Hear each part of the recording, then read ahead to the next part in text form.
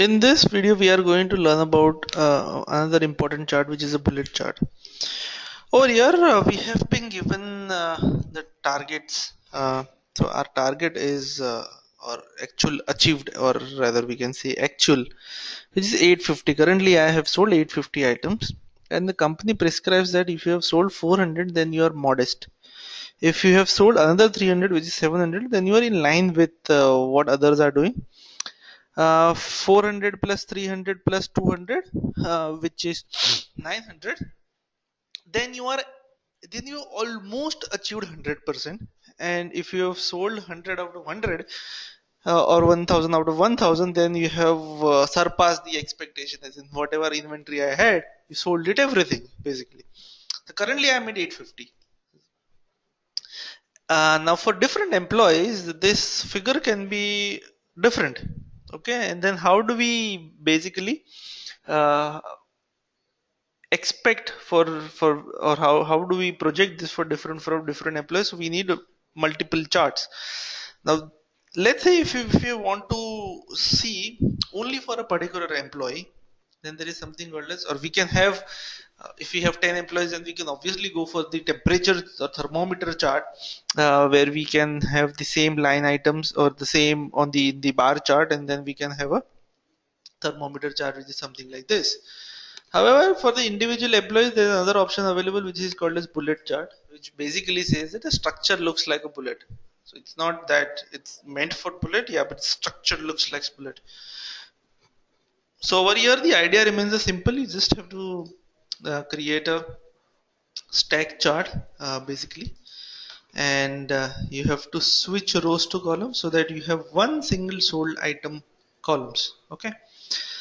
Now, the actual, you have to convert it to a separate kind of a chart, uh, which you can either do it as a line chart or something of that sort, so it appears uh, separately. Okay, so now you just okay. So this is my point, this is my point, which is over here, which is the actual point. I simply have to change the marker. Okay, you click on the marker, you select this point, you click on the marker, you go to a marker option, you build in something like a triangle, where actually you are. Okay, and then you increase the size or decrease the size, and then you basically expand this or convert this to something like this, and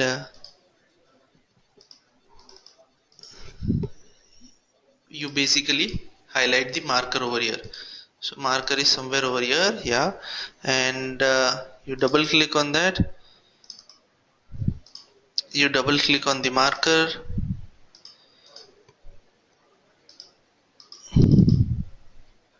and there you have marker options over here. Marker options, it's a built-in, and then you increase the size basically, and then you just expand this graph to certain extent. So it's basically tells me that I have exceeded my modest expectation. I have exceeded my inline expectations. I have almost achieved. I'm almost there. And if I cross this, so if I reduce this to 700, it will move. My graph will move. Basically, I'm just crossed inline expectation. If this is above 100, so let's say this is 1200. So okay, if this is 1200, then basically I'm beyond expectation. I've gone and sold 1200 items, which is 200 items in advance, which company has not yet produced. So something like this we can definitely produce, or we can definitely create by using Excel for the individual employees, which is really useful when we are actually doing their performance appraisal, where we are doing a data analysis on them.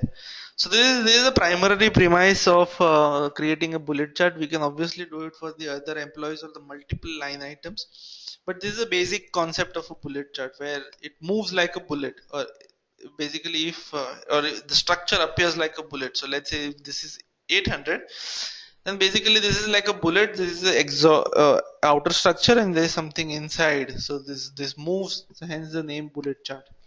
So that's the primary premise of this particular chart. Thank you.